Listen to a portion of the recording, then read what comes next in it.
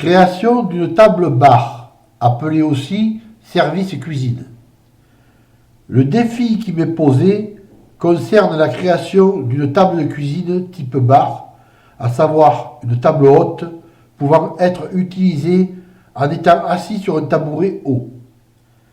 De plus, la place dans cette cuisine étant restreinte, cette table ne doit pas excéder 1,50 m de longueur sur 40 cm de large. Elle sera plaquée contre un mur sur lequel il est hors de question de fixer quoi que ce soit. Donc pas d'équerre de soutien possible. J'envisage donc ce qui me paraît le plus adapté, un cadre en fer pour recevoir le plateau et 4 pieds. Je vais donc au comptoir du fer chercher deux longueurs de 6 mètres de tubes carrés de 30 mm de côté que je fais couper en deux pour le transport.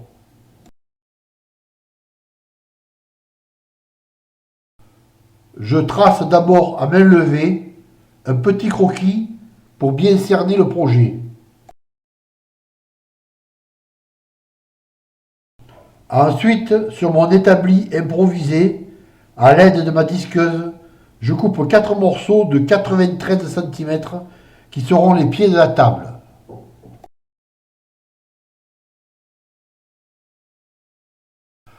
Je coupe ensuite 4 morceaux de 29 cm qui seront les entretoises des panneaux latéraux.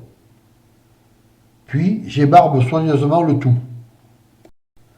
Je commence alors à assembler et souder ces éléments.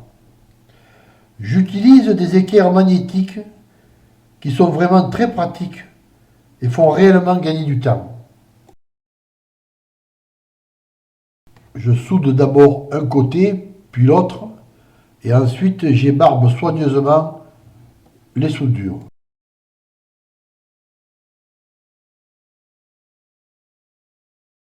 Voilà, le premier panneau est maintenant terminé. J'effectue les mêmes opérations pour constituer le deuxième panneau.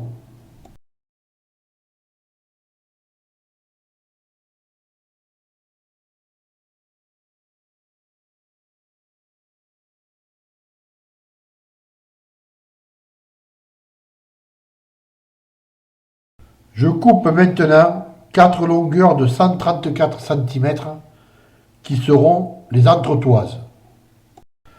Je soude donc les entretoises du cadre l'une après l'autre.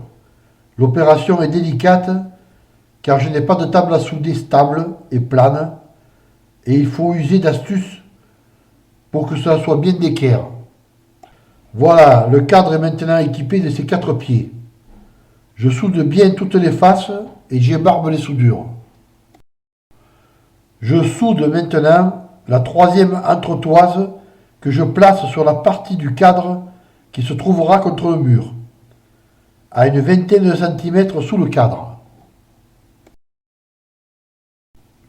Je soude sur toutes les faces et comme d'habitude, j'ébarbe les soudures. C'est maintenant le tour de la quatrième entretoise que je place sur le bas des pieds de façon excentrée pour ne pas gêner.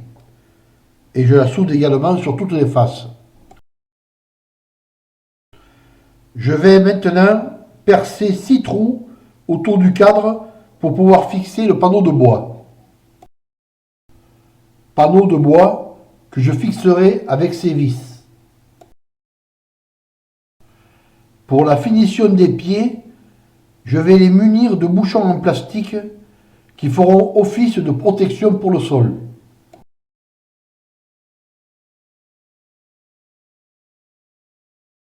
Ils sont très pratiques et s'installent facilement en les rentrant en force par quelques coups de marteau.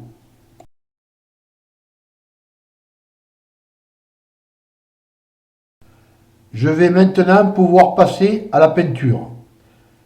J'utilise une peinture spéciale anti-rouille de couleur gris acier.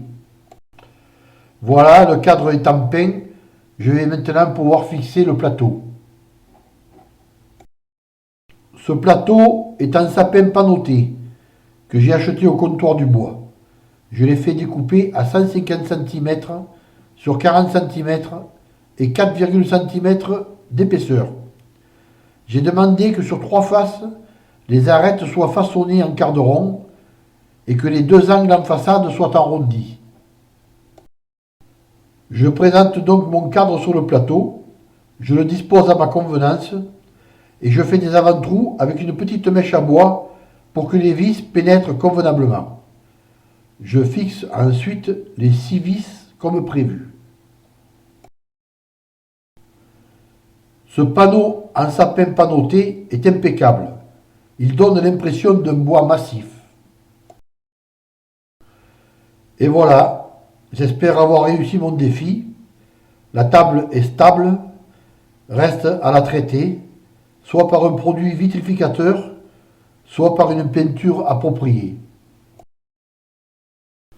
Pour plus de précision, rendez-vous sur mon blog bâtir sa maison overblog.com.